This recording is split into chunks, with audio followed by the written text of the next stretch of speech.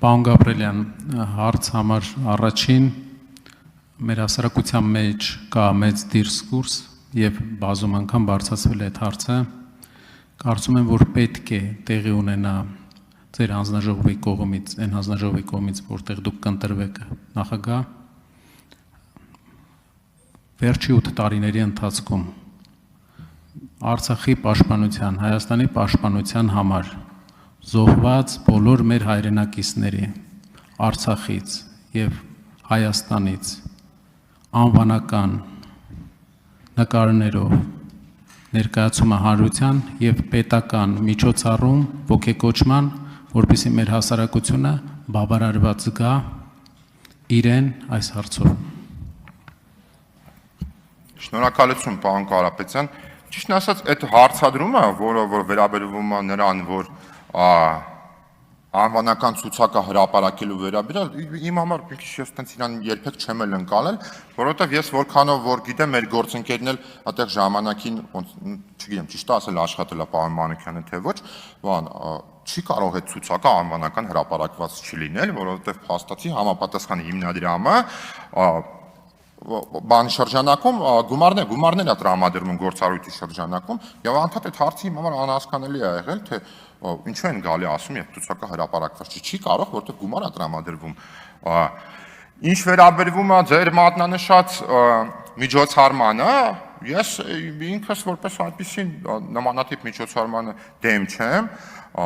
ասեմ ավելին, քանի որ շփվել եմ նաև անհայտ կորածների եւ զոհվածների ծնողների հետ, այս ընթացքում մի քանի անգամ դա քննարկվել է, ես այդ թվում նաև փորձել եմ հանդիսանալ որոշակի առումով կոմունիկացիա անող մարդ, համապատասխան պետական կառույցների եւ զոհվածների ընտանիքների միջև, եւ ես կարծում եմ դա քննարկելի է եւ դա որևիցե բանին վնաս չէ, որ նմանատիպ մի միջոցառում անենք, որը որ իհարկե պետքա տեղի ունենա պետության հովանու ներքո։ Արձագանք։ Խնդիրը նաև Արցախի մեր հայրենակիցների ընդգրկումն է եւ նաև ընդհանուր զոհերի թիվը, հայկական ընդհանուր կորուստների եւ մարդկանց անվանական նշումը։ Եվ մի հարց էլ, եթե ժամանակ ունենք,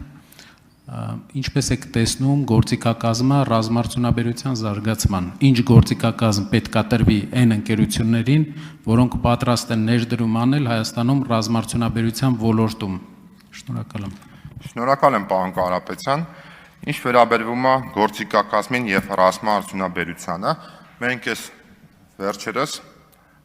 թիմակիցների հետ մի քիչ բանավեճ ենք ունեցել, թե ռազմարտունաբերությունը այնուամենայնիվ ով ոնց է դիտարկում, էլի, որովհետև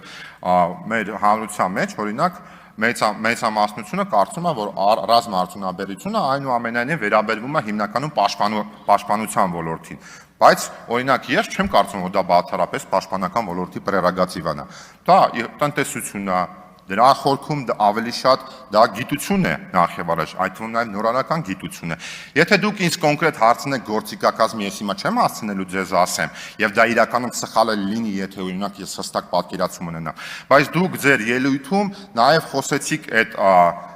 big push, ասեցիք բիզնեսի շրջանակում, ես կարծում եմ այնուամենայնիվ այդ ինձ համար օրինակ հիմնական խնդիրը, որը ես տեսնում եմ պետություն եւ մասնավոր փոխգործակցության մեջտեղում, բավականին մեծ բյուրոկրատական այդ շղթան է եւ կարծում եմ այդ շղթան